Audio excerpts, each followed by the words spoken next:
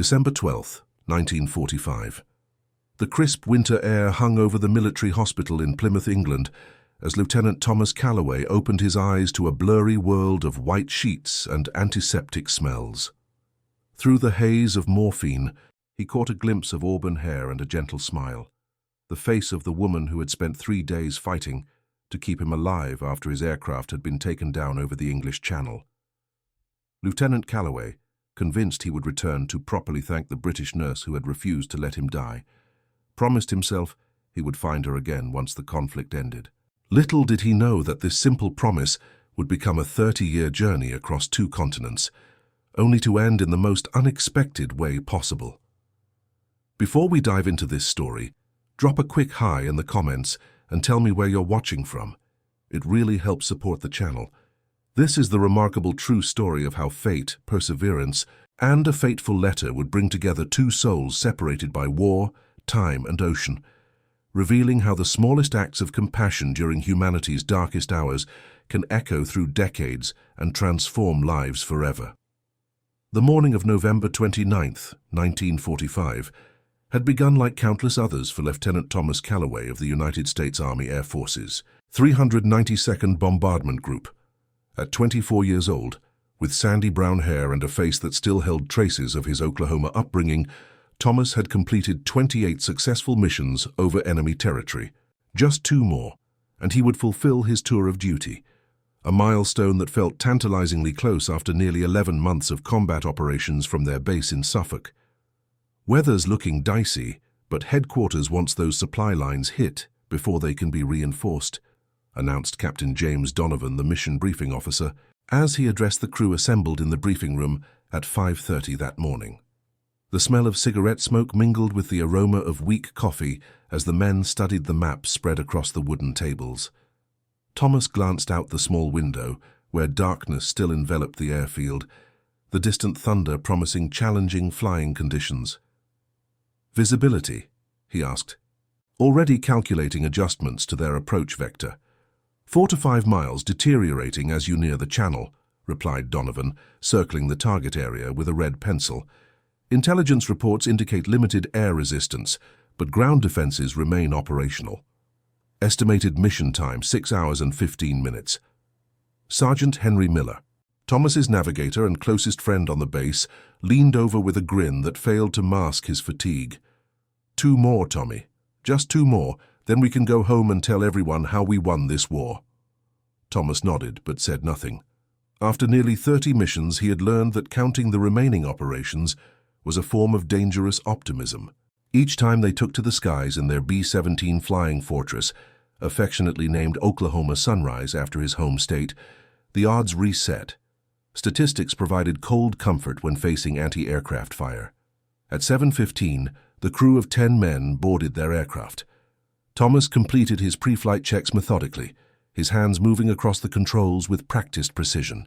The 4 Wright Cyclone engines roared to life one after another, their combined thunder vibrating through the fuselage as the morning sun began to break through the clouds. Oklahoma Sunrise to Control Tower, requesting clearance for takeoff. Thomas spoke into his microphone, his voice steady despite the familiar knot of tension in his stomach. Oklahoma Sunrise, you are cleared for takeoff. Godspeed, gentlemen. The B-17 rolled down the runway, gathering speed until the wheels lifted from English soil and they were airborne, joining the formation of 21 other heavy bombers climbing into the leaden sky. Below them, the patchwork of English farmland gave way to the slate-grey waters of the Channel, choppy with whitecaps. "Formation looks good," called out First Lieutenant Robert Walsh, the co-pilot, as they settled into their designated position. "Weather's holding steady so far." For the next 2 hours, the mission proceeded according to plan. They crossed into enemy airspace without incident, maintaining radio silence as they approached their target, a key supply depot supporting operations in the region. The Bombardier, Second Lieutenant Daniel Cohen, prepared for their approach, his calculations taking into account the crosswind that had intensified as they neared their target. 3 minutes to target, announced Sergeant Miller from his navigation station. Looks clear so far. Thomas maintained their altitude at 27,000 feet, the thin air at this height requiring them all to use oxygen masks. The temperature in the unpressurized cabin had dropped to well below freezing, their breath condensing instantly in the frigid air. "Flak at 3 o'clock, called out Staff Sergeant William Peters from his position in the ball turret. Almost immediately, the sky around them erupted with dark puffs of anti-aircraft fire, the plane shuddering as the explosive shells detonated nearby. "Steady," Thomas instructed, keeping their course true despite the natural instinct to evade. "We stay in formation." They were 2 minutes from the target when disaster struck. A shell exploded directly beneath their right wing, sending shrapnel tearing through the aluminum skin of the aircraft. The plane lurched violently, and warning lights flashed across the instrument panel. "Engines 3 and 4 are hit," Robert shouted over the sudden cacophony of alarms. "We're losing fuel fast." Thomas fought with the controls, struggling to keep the damaged aircraft level as they completed their bombing run. "Cohen, drop your payload and let's get the hell out of here." The bombs released and Thomas immediately began evasive maneuvers, bringing them down to a lower altitude where the remaining engines might perform better. But the damage was extensive.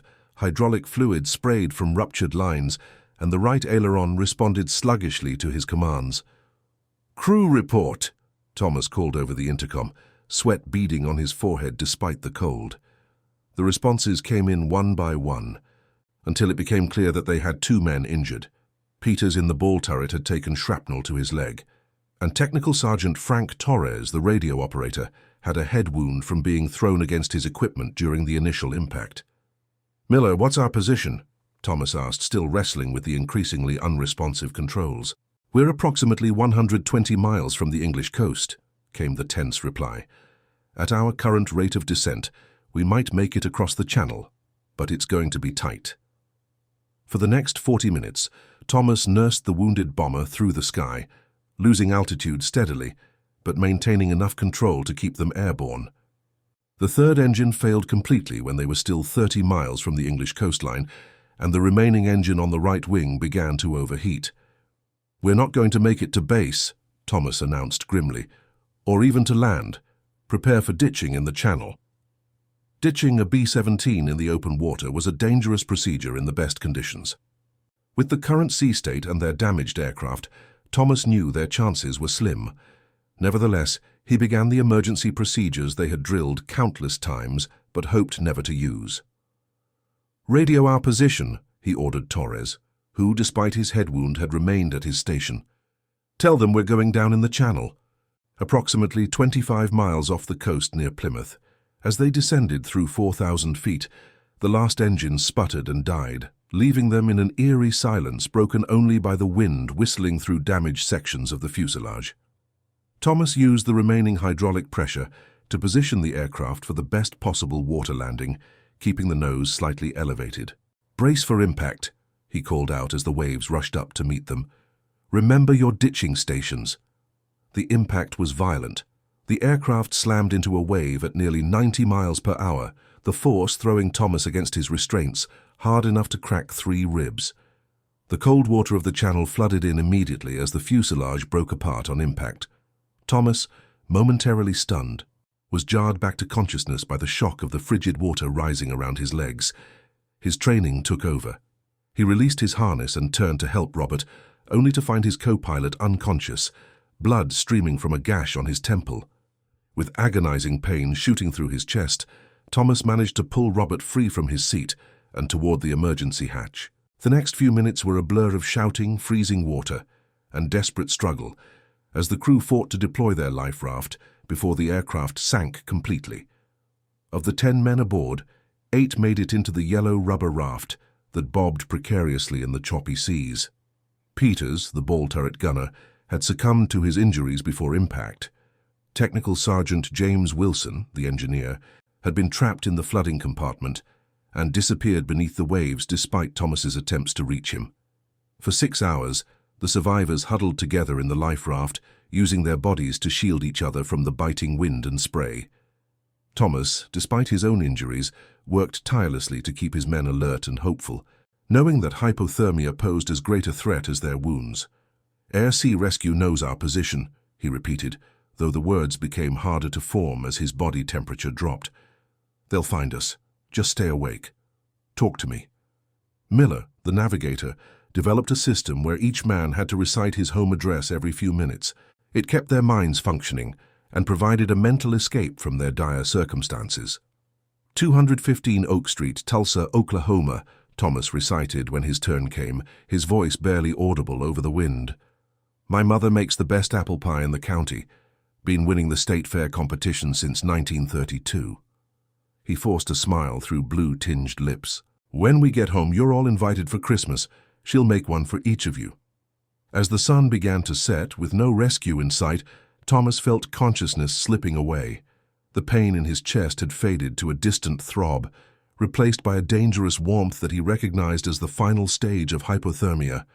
He fought to keep his eyes open, knowing that if he closed them, he might never open them again. The distant drone of aircraft engines seemed at first to be a hallucination, but then Miller raised a flare gun with trembling hands and fired a red signal into the darkening sky. Minutes later, an RAF Air Sea Rescue Catalina flying boat appeared, circling their position before dropping additional supplies and radioing their coordinates to nearby vessels. It was a British destroyer, HMS Vigilant, that finally reached them just after nightfall. The crew, nearly unconscious from exposure, were hoisted aboard one by one. Thomas insisted on being the last to leave the raft, maintaining his role as commander even as his body began to shut down. His last memory before losing consciousness was of a sailor wrapping him in blankets and pressing a flask of something warm to his lips. "You made it, Yank," the sailor said with gruff admiration. "Bloody miracle, that is." When Thomas next opened his eyes, he was in a hospital bed at the Royal Naval Hospital in Plymouth.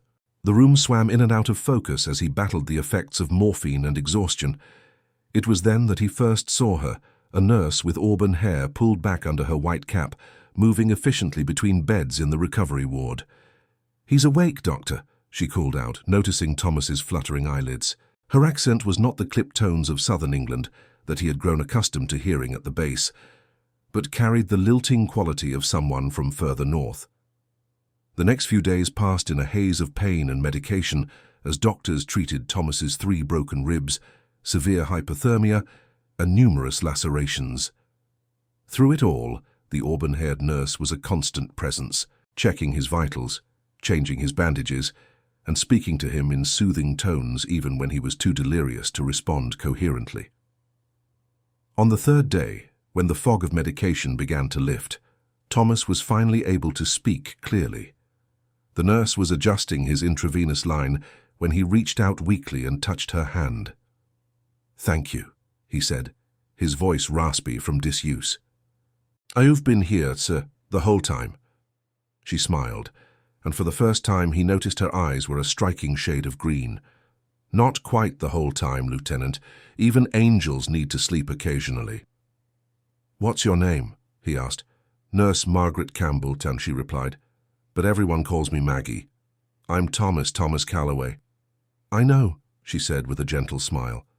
"It's written right there on your chart, Lieutenant Calloway." Over the next week, as Thomas's condition improved, he learned more about Nurse Campbell during her shifts. She was 22, from a small village near Edinburgh, and had joined the Queen Alexandra's Imperial Military Nursing Service at the beginning of the conflict. She had served in field hospitals in North Africa before being transferred back to England after being injured during an air raid. It was nothing dramatic, she insisted when Thomas expressed concern. "A broken arm and some cuts. Certainly nothing compared to what you pilots endure." Thomas found himself looking forward to her shifts, timing his naps so he would be awake when she came on duty. They talked about their homes, their families, and their hopes for when the conflict ended. Maggie spoke of returning to Scotland, perhaps opening a small clinic in her hometown where medical care was limited. Thomas described his family's ranch in Oklahoma, the wide-open skies that had first inspired him to fly. "You must come visit sometime," he told her one evening as she changed his bandages. "The sunsets there, they paint the whole sky. Nothing like it anywhere else in the world." "Is that an official invitation, Lieutenant?" she teased, though there was something in her expression that suggested she wasn't entirely joking. "Absolutely," Thomas replied without hesitation. "Once this is all over, I'll send you my address. My mother would love to meet the woman who put me back together." But fate had other plans. 2 days later, Thomas was informed he would be transferred to an American military hospital the following morning as part of the preparation for eventual transport back to the United States. His injuries, while significant, were not severe enough to keep him in England, given the constant influx of new casualties. When Maggie came on duty that evening, Thomas shared the news. "They're shipping me out tomorrow," he said, unable to keep the disappointment from his voice. Back to an American hospital. Maggie's professional demeanor faltered for just a moment. "That's wonderful news, Lieutenant. You'll be one step closer to home." "I'd like to write to you," Thomas said impulsively, "if that's allowed." Maggie hesitated, then reached into her pocket and withdrew a small notebook. She tore out a page and wrote down an address. "My parents' home in Scotland," she explained, folding the paper and placing it in his hand. "Mail might take some time to reach me, but it will get there eventually." As she turned to leave, Thomas called after her. "Maggie, I promise I'll find you again someday to properly thank you." She looked back with a smile that didn't quite reach her eyes. "The best thanks you could give me, Lieutenant Calloway, is to live a long and happy life. That's why we do this work, after all." The next morning, when Thomas was loaded onto the ambulance that would take him to the American hospital, Nurse Campbell was nowhere to be seen. He was told she had been urgently reassigned to another ward during the night. He clutched the paper with her address tightly, determined to keep his promise. Thomas spent 3 more months in various hospitals before being deemed fit enough to return to the United States. By then, the conflict in Europe had ended, though fighting continued in the Pacific. Given his injuries and completed tour of duty, Thomas received an honorable discharge and found himself, at 25, a civilian once more. The transition to peacetime was not easy. The nightmares came almost nightly. The explosion, the icy waters of the Channel, the faces of Peters and Wilson, the men he couldn't save. During the day, he would find himself startling at loud noises or freezing in place when a plane passed overhead. The doctors called it combat fatigue and assured him it would pass with time. True to his word, Thomas wrote to the address Maggie had given him as soon as he returned home. The letter was heartfelt, describing his recovery and expressing his profound gratitude for her care. He included his family's ranch address and reiterated his invitation for her to visit America. Weeks passed without a response. Thomas wrote again, thinking perhaps the first letter had been lost. After the third unanswered letter, he began to worry. Had something happened to her? Had the address been incorrect? In January 1946, he received a brief reply from Maggie's mother. The letter, written in a shaky hand, explained that Margaret had been reassigned to a field hospital supporting occupation forces in Germany. She had been among the medical personnel treating survivors from the concentration camps and had, according to her infrequent letters home, been deeply affected by the experience. Mrs. Campbell promised to forward Thomas's letters, but warned that mail service to their daughter was unreliable at best. Thomas continued to write monthly, sending letters to the Scottish address in the hope that some would reach Maggie. He shared stories of his readjustment to civilian life, his decision to use the GI Bill to study engineering, and his ongoing efforts to manage the lingering effects of his war experiences. Each letter ended with the same postscript: "I still owe you a proper thank you. I haven't forgotten my promise." In the autumn of 1947, Thomas received a single postcard from Germany. The handwriting was unmistakably Maggie's, though it seemed rushed, the letters more angular than he remembered from the address she had written in the hospital. "Still here, still working. Your letters bring comfort in difficult times. The world is broken in ways I never imagined. Take care of yourself, Lieutenant. MC." It wasn't much, but it was enough to sustain Thomas's determination to maintain contact. The postcard became a treasured possession, carried in his wallet until the edges frayed and the ink began to fade. Life moved forward. Thomas completed his engineering degree with honors and found employment with an aircraft manufacturer in California. The booming post-war economy and his technical expertise led to rapid advancement within the company. By 1952, he was leading a team developing components for a new generation of commercial aircraft. His personal life, however, remained unsettled. He dated occasionally, even became engaged briefly to a secretary from the accounting department, but found himself unable to commit fully. The relationship ended amicably when his fiancée gently suggested that he seemed to be waiting for something or someone that wasn't there. "There's a part of you that's still across the ocean, Tom," she said during their final dinner together. "I can't compete with a ghost." Thomas didn't argue. Deep down, he knew she was right. Despite the years that had passed, he couldn't shake the memory of the auburn-haired nurse with green eyes who had saved his life in more ways than one. His letters to Scotland continued, though responses remained rare. A Christmas card one year, a brief note the next, always forwarded by Maggie's increasingly concerned parents. In 1955, a decade after his aircraft went down in the Channel, Thomas decided it was time to take more direct action. Using a portion of his savings, he booked passage on a transatlantic ocean liner to the United Kingdom, determined to trace Maggie's path and find her. The Scotland he found was a far cry from the romanticized version Maggie had described during their hospital conversations. The small village near Edinburgh, where her parents lived, was struggling with the ongoing economic challenges of the post-war era. Coal mining, once the lifeblood of the region, was in decline, and many young people had left for opportunities in larger cities. The Campbell family home was a modest stone cottage at the edge of the village. Thomas, nervous in a way he hadn't been since his flying days, knocked on the worn wooden door one rainy afternoon in April. The elderly man who answered regarded him with suspicion until Thomas explained who he was. Alexander Campbell, Maggie's father, ushered him inside with a sudden warmth that spoke of Scottish hospitality. "The American pilot," he said, wonder in his voice. "Maggie mentioned you in her letters, said you were one of the stubborn ones who refused to die despite the odds." Over tea served by Mrs. Campbell, a quiet woman whose hands showed the effects of decades of hard work, Thomas learned that their daughter had not returned to Scotland after her service in Germany. Instead, she had accepted a position with the World Health Organization, working in displaced persons camps across Europe. Her letters home had become increasingly infrequent, sometimes with gaps of 6 months or more. "Last we heard, she was in Italy," Alexander said, refilling Thomas's cup. "Working with tuberculosis patients near Naples. That was... When was it, Martha?" "January," Mrs. Campbell replied softly. "Just after the New Year." Thomas felt a mix of admiration and concern. The Maggie he had known in the hospital, compassionate but also full of life and humor, seemed to have transformed into a nomadic healer, moving from one crisis to another without pause. "Has she mentioned?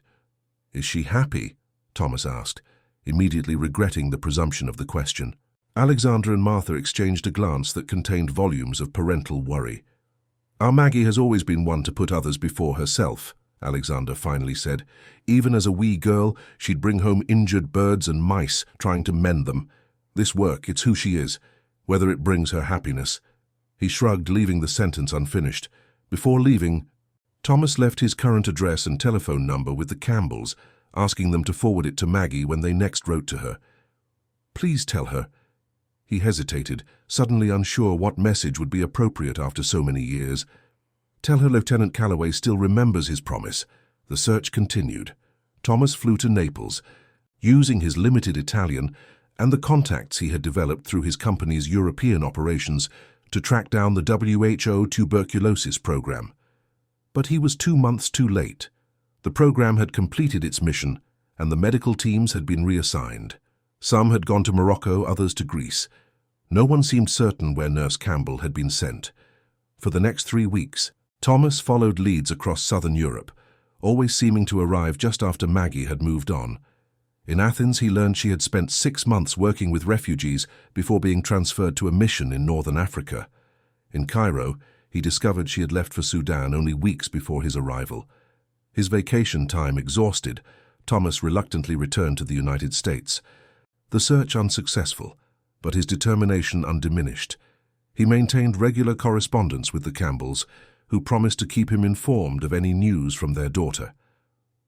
Over the next several years, he made 4 more trips to Europe and North Africa, each time following Maggie's trail through refugee camps, rural clinics and disaster areas, always a step behind. By 1965, 20 years after their initial meeting, Thomas had risen to the position of Vice President of Engineering at his company. His professional success had brought financial security and respect within the industry, but his personal quest remained unfulfilled. The file of correspondence related to his search for Maggie Campbell now filled an entire drawer in his office. During those 2 decades, the world had changed dramatically. Commercial jet travel had replaced ocean liners as the primary means of crossing the Atlantic. Television brought distant events directly into American living rooms. The space race had captured the national imagination, and yet despite all this progress, Thomas's search methods remained frustratingly analog: letters, telegrams, and in-person inquiries that often led to dead ends. That changed in 1967 when Thomas attended an international aerospace conference in Geneva. During a panel discussion on global logistics, he met Dr. Henrik Jensen, a Danish physician who served on the WHO's executive board.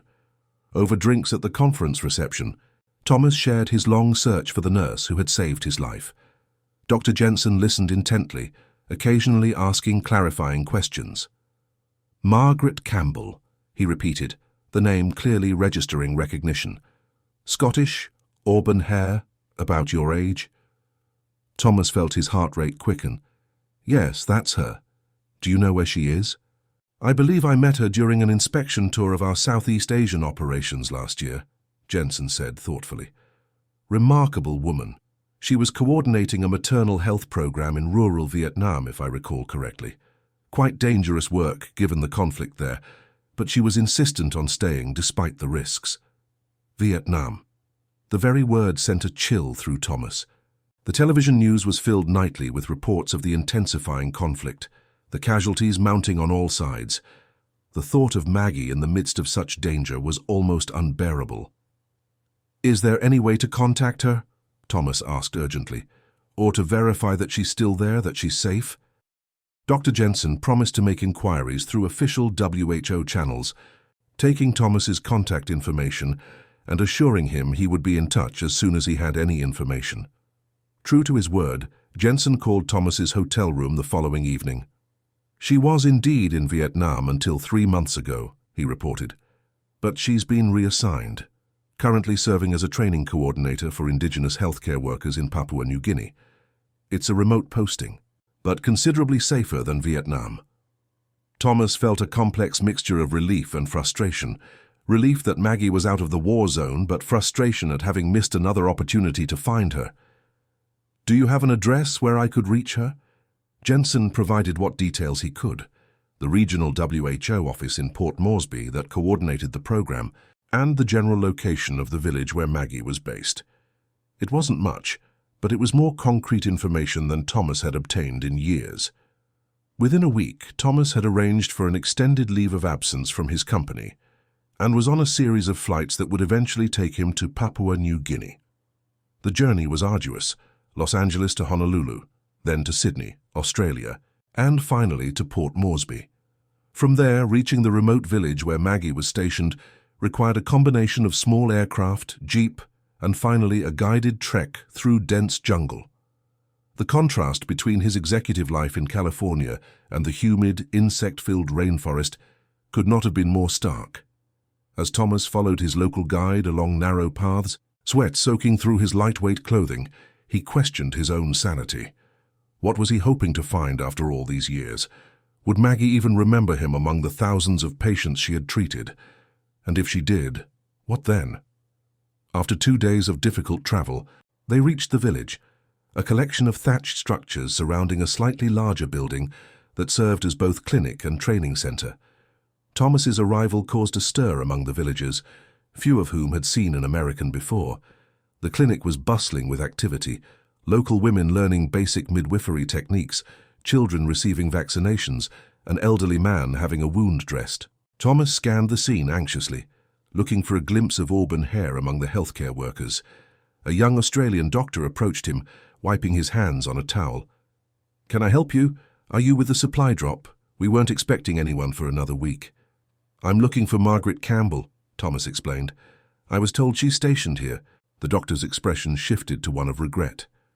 "Nurse Campbell was here, yes, one of the best training coordinators we've had, but I'm afraid you've missed her. She left 3 weeks ago. Thomas felt a familiar sinking sensation. Where did she go? Back to Scotland, as far as I know. Her father took ill, something serious enough that WHO granted her an emergency family leave. She said she might not return, depending on his condition. Scotland. After all these years of chasing Maggie across continents, she had returned to where his search had begun. Thomas thanked the doctor and, despite his exhaustion, began making arrangements for the journey back to Port Moresby that same afternoon. The return trip was a blur of sleepless flights and airport layovers. By the time Thomas arrived in Edinburgh, he had been travelling for nearly 72 hours straight, sustained only by airline coffee and the renewed hope of finally completing his decades-long quest. The village outside Edinburgh seemed unchanged from his visit 13 years earlier, still struggling economically, but with an enduring sense of community that was evident in the greetings Thomas received as he made his way to the Campbell cottage. The house, however, showed signs of neglect that hadn't been present before. Peeling paint, an overgrown garden, a broken gate that swung in the Scottish breeze. Thomas knocked on the door, straightening his tie in a futile attempt to look presentable after his marathon journey. There was no answer. He knocked again, louder this time, then stepped back to look for signs of life within the cottage. The curtains were drawn, and no smoke rose from the chimney despite the chill in the air. A neighbour, noticing his presence, called out from across the lane, "They're not there. If you're looking for the Campbells." Thomas approached the elderly woman, who was hanging laundry on a line in her small front yard. "Do you know where I might find them?" "Alexander's in hospital in Edinburgh," she replied, a note of sadness in her voice. "Has been for a month now. Cancer, they say. Martha's staying with her sister to be near him. And Maggie, she came back from wherever she was, Africa or some such place. She's been dividing her time between the hospital and getting the cottage ready to sell." The news hit Thomas like a physical blow. After all this time, to have come so close only to find the family in crisis, and Maggie once again beyond reach, seemed almost too cruel to bear. "The hospital," he said, gathering his resolve. "Which one?" "Royal Infirmary," the woman replied, studying him curiously. "You're American, aren't you? How do you know the Campbells?" "It's a long story," Thomas said with a weary smile, "one that started about 22 years ago. The Royal Infirmary of Edinburgh was a sprawling complex of buildings near the university. Thomas, having checked into a small hotel to shower and change into fresh clothes, arrived at the hospital's main entrance just as visiting hours were beginning. At the information desk, he inquired about Alexander Campbell and was directed to the oncology ward on the 4th floor. His heart pounding, Thomas took the elevator up, rehearsing in his mind what he would say if, when, he finally came face to face with Maggie after all these years. The oncology ward was hushed, the atmosphere heavy with the serious business of treating critically ill patients. Thomas approached the nurse's station and was about to speak when he saw her, standing at the far end of the corridor, her back to him as she spoke with a doctor. Even from behind, even after 22 years, he recognized her immediately. The auburn hair, now streaked with silver, was pulled back in a simple knot rather than tucked under a nurse's cap. She was thinner than he remembered, her once crisp nursing uniform replaced by a simple blue dress, but her posture, straight-backed and attentive, was unmistakable. Thomas stood frozen, suddenly uncertain. What right did he have to intrude on this family's difficult time? Would his presence bring comfort, or simply add complication to an already stressful situation? Before he could decide how to proceed, the doctor nodded and moved away, and Maggie turned toward the nurse's station. Their eyes met across the corridor. For a moment, there was no recognition in her gaze, just the polite acknowledgement of a stranger in a public place. Then her eyes widened, and one hand went to her throat in a gesture of shock. "Lieutenant Calloway," she whispered, the Scottish lilt in her voice exactly as he remembered. Thomas nodded, unable to speak past the emotion constricting his throat. He crossed the distance between them in a few long strides, stopping just short of embracing her, suddenly conscious of the public setting. "Thomas," he corrected gently, "I haven't been a lieutenant for a very long time." "Thomas," she repeated, a smile breaking through her initial shock. "What on earth are you doing in Edinburgh? "Looking for you," he replied simply. "I've been looking for you for a very long time." Maggie's expression softened, a complexity of emotions playing across features that showed the passage of time, but retained the compassion he remembered. "You kept your promise," she said, her voice barely audible. "I did." A nurse approached, interrupting the moment. "Ms. Campbell, your father's asking for you." Maggie nodded, then turned back to Thomas. "I need to—" "Of course," Thomas said quickly. "Family comes first. I'm staying at the Waverley Hotel on Princes Street, room 312. I'll be here for as long as necessary." She smiled gratefully. "Thank you. We'll talk soon." Thomas watched her walk away, disappearing into a private room at the end of the corridor. After 22 years of searching, he found he could wait a little longer. For the next week, Thomas divided his time between the hotel, where he made arrangements to extend his stay indefinitely, and the hospital, where he often sat with Martha Campbell while Maggie took brief breaks to rest or attend to matters related to the cottage. Alexander's condition was grave: pancreatic cancer, diagnosed too late for effective treatment. The doctors had given him weeks, perhaps a month. During those hospital visits, Thomas and Maggie managed only brief conversations, usually in the cafeteria over cups of terrible coffee. She listened, amazed, as he outlined his decades-long search, the letters, the travels, the near misses across 4 continents. "All this time," she said, shaking her head in wonder. "All these years, and I never knew you were looking for me. The addresses changed so often, and mail service was unreliable in most places I worked. My parents forwarded what they could, but—" "It doesn't matter now," Thomas assured her. "What matters is that I finally kept my promise." On the 10th day of Thomas's stay in Edinburgh, Alexander Campbell passed away peacefully in his sleep, with Martha and Maggie at his bedside. Thomas, who had been waiting in the corridor, provided what support he could in the difficult hours that followed, arranging for transportation back to the village, contacting the local minister, ensuring that mother and daughter had food and necessities at the cottage. The funeral was held 3 days later in the village church, a simple service attended by nearly everyone in the community. Thomas, in his dark suit, sat at the back, feeling like an intruder in this intimate gathering of people who had known Alexander all his life. After the burial, when the mourners had returned to the cottage for the traditional Scottish funeral tea, Maggie found Thomas standing alone in the garden, looking out over the rolling hills that surrounded the village. "You didn't have to stay for all of this," she said, joining him at the low stone wall. "I know you must have responsibilities back in America." "I've waited 22 years, Thomas replied. "A few more days won't matter. Besides, I wanted to be here, for you and your mother." Maggie studied him, her green eyes still sharp despite the fatigue and grief evident in her face. "Why, Thomas? Why spend all these years looking for someone you barely knew? We spent what? 10 days together in that hospital. That hardly justifies a 22-year search across half the world." Thomas considered the question carefully. It was one he had asked himself many times during his long quest. "Because you saved more than just my body," he finally said. "That week in the hospital, you gave me something to hold on to during the darkest time of my life. When I came home, when the nightmares were at their worst, I would remember your voice, your kindness. It kept me anchored when I might have drifted away completely." He turned to face her directly. "I made a promise to thank you properly, and I always keep my promises. But it became more than that over time. Finding you became a purpose, something that reminded me there was still goodness in the world worth searching for." Maggie was silent for a long moment, her gaze dropping to her clasped hands. "I've spent my entire adult life trying to repair what that conflict broke," she said finally.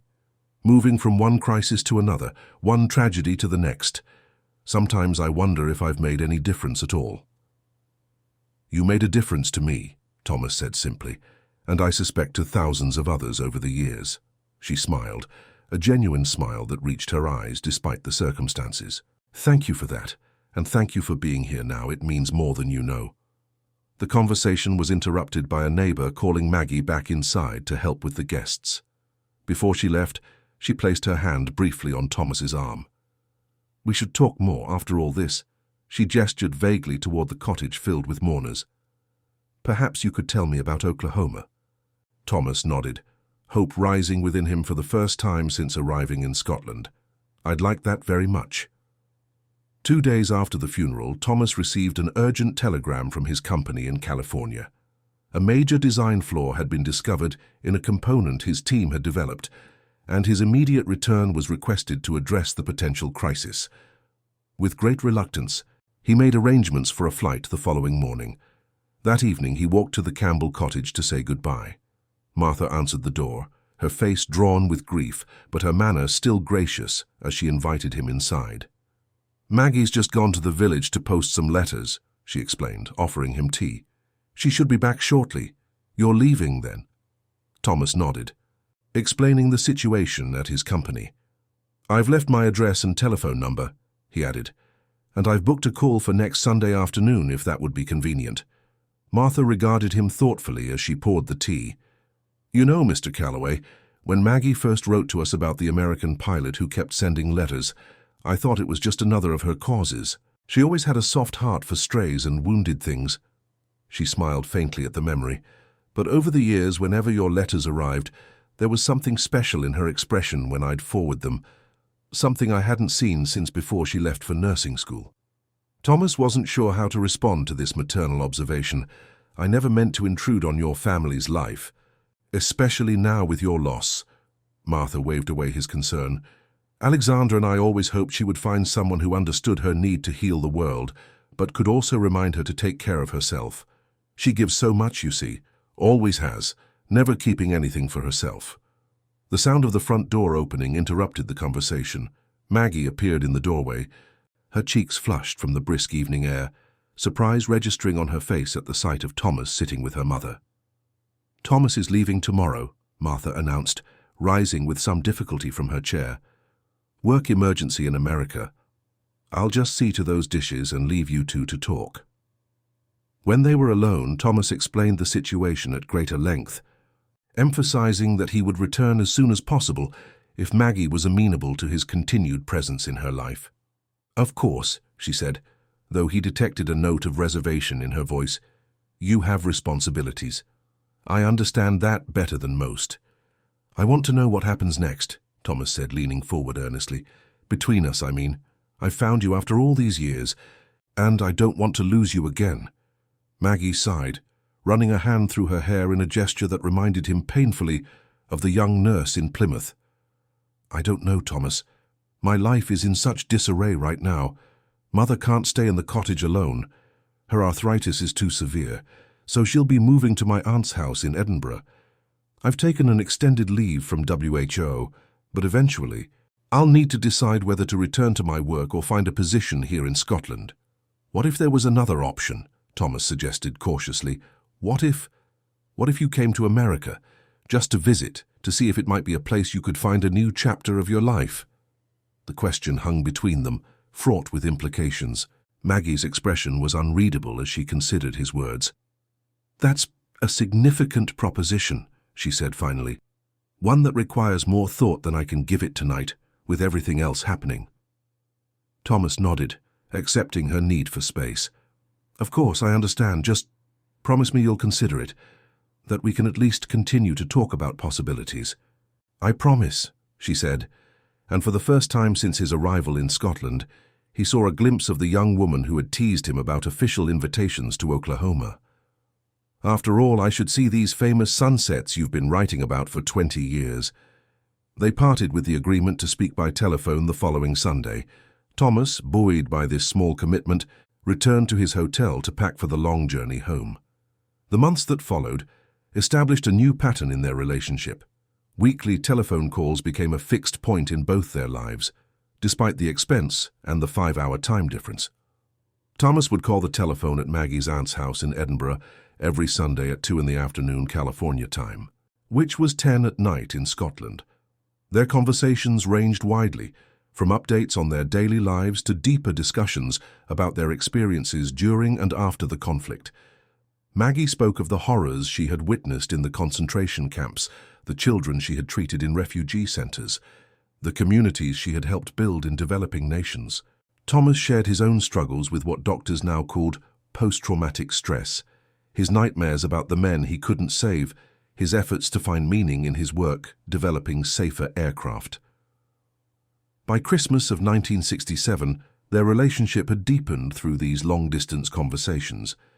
Thomas sent gifts, a cashmere sweater for Maggie, a warm shawl for Martha, and a state-of-the-art radio that would allow them to listen to American broadcasts. Maggie responded with a hand-knitted scarf in the tartan of her family clan and a small watercolor painting of the Scottish countryside that now hung in Thomas's office. In February 1968, Maggie called Thomas outside their regular schedule, her voice tight with emotion. "Mother's had a stroke," she reported. "The doctors say she'll recover, but she'll need more care than my aunt can provide. I've decided to resign from WHO permanently and find nursing work here in Edinburgh." Thomas listened with growing concern, not just for Martha's health, but for what this meant for any potential future with Maggie. "I'm so sorry to hear about your mother," he said sincerely. "Is there anything I can do to help?" There was a pause on the line before Maggie responded. "Actually, yes. I've been thinking about your invitation to visit America. I've realized that if I don't take this opportunity now, I might never have another chance. Once I settle into a position here and take on responsibility for Mother's care, travel will become much more difficult." Thomas felt his heart rate quicken. "Are you saying you want to visit?" "Yes," Maggie replied, a new determination in her voice. "For 2 weeks, while Mother is still in the hospital and my aunt can check on her daily. It's not ideal timing, but life rarely arranges itself conveniently, does it?" Plans were quickly made. Thomas would arrange for Maggie's airline tickets, and she would arrive in Los Angeles in mid-March for a 2-week stay. He offered to put her up in a hotel, but she insisted on staying in his guest room, citing her limited finances and the short duration of the visit. The day of her arrival, Thomas paced the international terminal at Los Angeles International Airport, checking his watch compulsively as he waited for her flight to be announced. When passengers finally began streaming through the arrival gate, he scanned the crowd anxiously, worried that somehow they would miss each other in the bustling terminal. And then she was there, looking both familiar and strange in her civilian clothes, a simple blue suit and white blouse, her auburn and silver hair styled in the contemporary fashion of the day. She spotted him at almost the same moment, her face lighting up with recognition. They met in the middle of the terminal, momentarily awkward until Thomas stepped forward and embraced her briefly. "Welcome to America," he said, taking her small suitcase. "How was the flight?" "Long," Maggie admitted with a tired smile. "But the service was lovely. I've never been so pampered in my life." The drive from the airport to Thomas's home in Santa Monica gave them time to adjust to being in each other's physical presence after months of telephone conversations. Thomas pointed out landmarks along the way, the growing skyline of downtown Los Angeles, the palm-lined streets of Beverly Hills, and finally the Pacific Ocean coming into view as they neared his neighborhood. His house, a modern single-story structure with large windows facing the ocean, was modest by local standards, but represented a significant achievement for the boy from rural Oklahoma. Thomas watched nervously as Maggie explored the open living room with its view of the water, the well-equipped kitchen, and finally the guest room he had prepared with fresh flowers and a stack of books he thought she might enjoy. "It's lovely," she pronounced, setting her suitcase down. "So much light and space, and the ocean right there. It's quite different from our cold North Sea." "Wait until you see the sunset," Thomas said with a smile. "Not quite Oklahoma, but still pretty spectacular."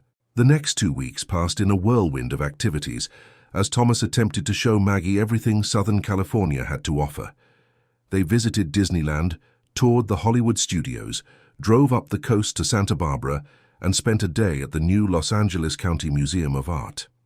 In the evenings, they cooked dinner together in Thomas's kitchen, talking late into the night as they had during their hospital days, but now with the added dimension of shared history and deeper understanding. On her 10th day in America, Thomas took Maggie to his company's aircraft plant, where she watched with genuine interest as he explained the design innovations his team had developed. The pride in his work was evident as he showed her how each component contributed to safer, more efficient air travel. "It's amazing to think of all the lives you're touching," she observed, as they walked through the massive assembly area. "All these planes will carry thousands of people to their destinations safely because of what you've designed." Thomas had never thought of his work quite that way before. "I suppose we're both still in the business of saving lives," he said thoughtfully, "just using different tools." That evening, as they watched the sun sink into the Pacific from Thomas's deck, he gathered his courage for the conversation he had been rehearsing since before her arrival. "What would you think about staying?" he asked, his voice carefully casual. "Not just for another few days, but longer." Maggie turned to look at him, her expression guarded. "What exactly are you suggesting, Thomas?" He took a deep breath. "I'm suggesting that you consider making a life here. With me. I know your mother needs care, and I would never ask you to abandon her. She could come too. There's a wonderful medical center nearby, and this house could easily be adapted for her needs, or we could find something more suitable." Maggie was silent for a long moment, her gaze returning to the horizon where the last sliver of sun was disappearing. "That's a lovely thought," she said finally. "But my entire life has been in service to others. I'm not sure I know how to simply live for myself, for my own happiness." "Maybe it's time to find out," Thomas suggested gently.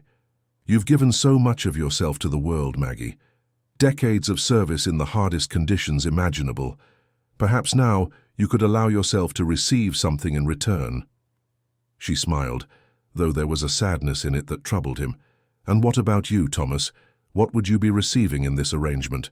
A middle-aged nurse with a dependent mother and no experience of American life." "I would be receiving the fulfillment of a promise I made to myself 23 years ago," he replied seriously, "and the chance to spend whatever years we have left with the woman who has occupied my thoughts for most of my adult life." The conversation ended without resolution, both of them aware that such a momentous decision couldn't be rushed. For the remainder of Maggie's stay, they avoided returning to the topic directly, though it hovered in the background of their interactions, informing each shared experience with added significance. On her final evening in America, Thomas took Maggie to dinner at an elegant restaurant overlooking the ocean. They talked of inconsequential things, a film they had seen earlier in the week, the differences between American and Scottish cuisine, plans for her return journey the following day. As they waited for dessert, Thomas reached across the table and took her hand. "I won't pressure you for an answer tonight," he said quietly, "but I want you to know that my offer stands, for as long as it takes you to decide." Maggie squeezed his hand in response. "I know, and I appreciate that more than I can say. It's just such an enormous change to contemplate. Leaving Scotland, bringing Mother to a new country, starting over at our age." "Life is change," and Thomas said simply, "sometimes planned, sometimes thrust upon us. But I've learned that the most meaningful changes often come from choices made in the face of uncertainty." The next morning, as they stood at the departure gate, Thomas handed Maggie a small package wrapped in silver paper. "Don't open it until you're in the air," he instructed, his voice thick with emotion, "and call me when you land in London for your connection." Maggie nodded, suddenly unable to speak, past the tightness in her throat.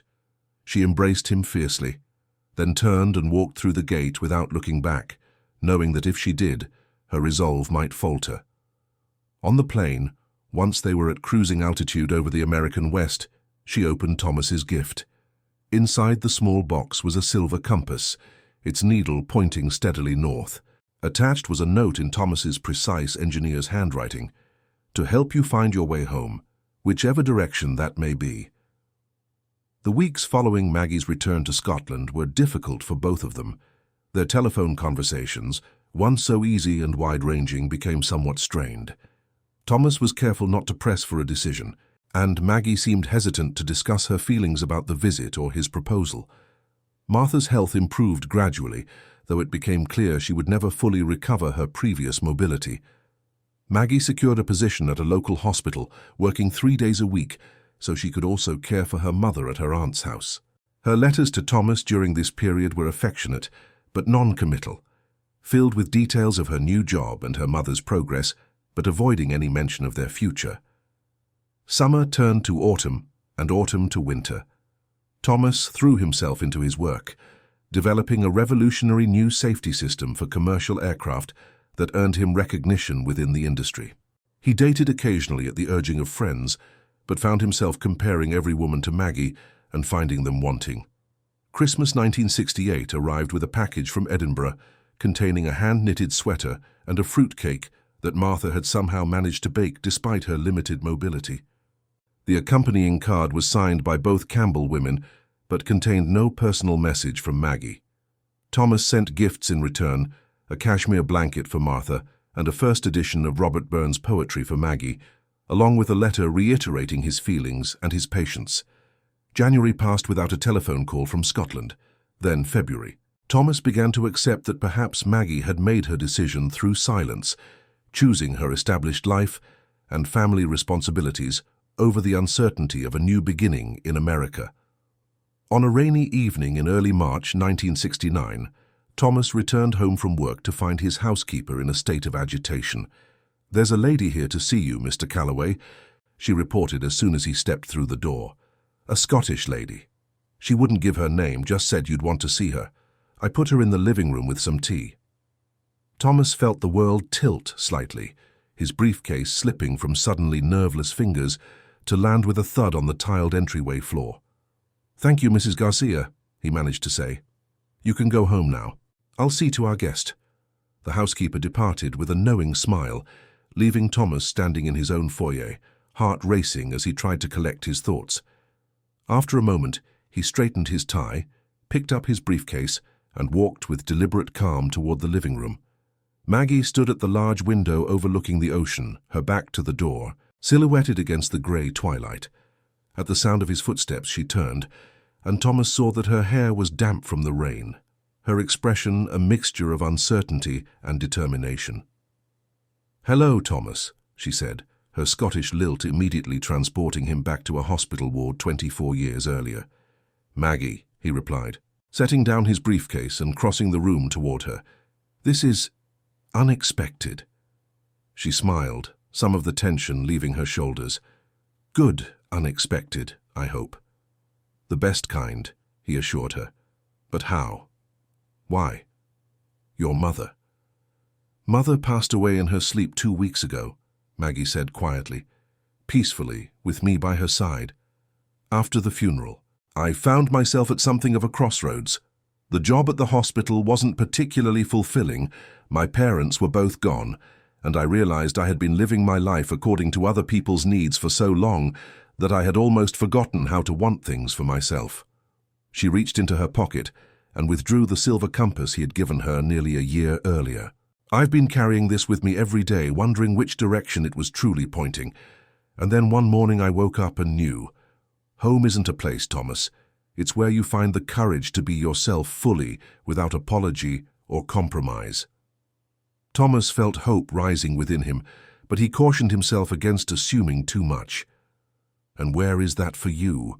Where have you found that courage?" Maggie closed the distance between them, her green eyes bright with emotion. "I'm hoping it might be here, with you, if the offer still stands." For a moment, Thomas couldn't speak, overcome by the realization that his 24-year quest was finally reaching its conclusion. Then he found his voice. "The offer stands," he confirmed, "for as long as you want it." "I've brought 2 suitcases," Maggie said with a small, uncertain laugh. "Everything I own in the world.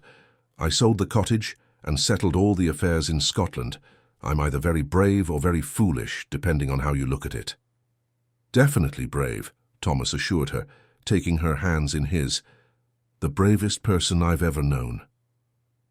Outside, the rain had stopped, and the clouds were beginning to break apart, revealing patches of sunset sky. Thomas led Maggie back to the window. "Look," he said, pointing to where streaks of gold and crimson were appearing along the horizon. "Not quite an Oklahoma sunset, but still a pretty good welcome, don't you think?" Maggie leaned against him, her head finding the perfect resting place on his shoulder. "It's perfect," she said softly. "Worth waiting for." And as they stood together watching day turn to evening over the Pacific, Thomas reflected on the long, winding path that had led them to this moment.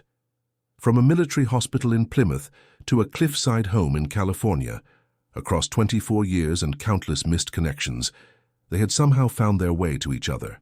The promise made by a wounded pilot to a compassionate nurse had been fulfilled in ways neither of them could have imagined on that winter day in 1945.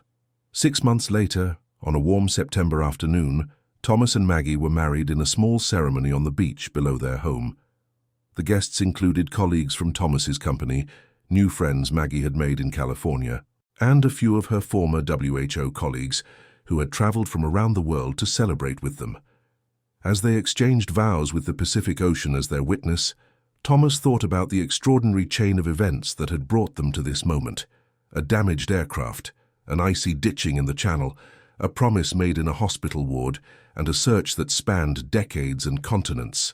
"I'm glad you knocked on my door," he whispered to his bride as they shared their first dance at the reception. "It saved me from having to search the entire world all over again."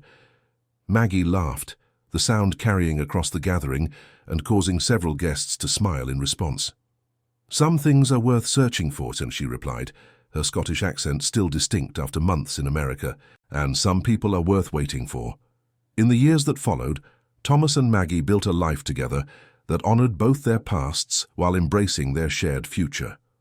Thomas continued his work, improving aircraft safety, eventually establishing a foundation to provide engineering scholarships for underprivileged students.